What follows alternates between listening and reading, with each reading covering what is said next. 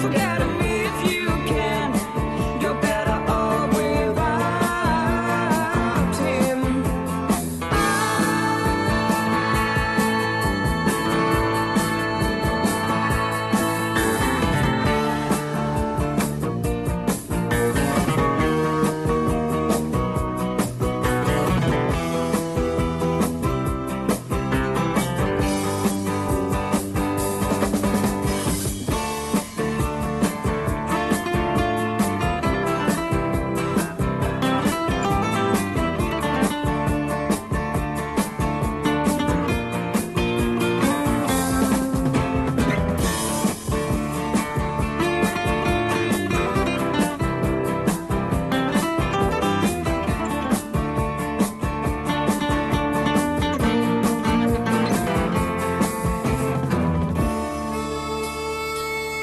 Have you ever been restless in your bed and so lonely that your eyes became wet?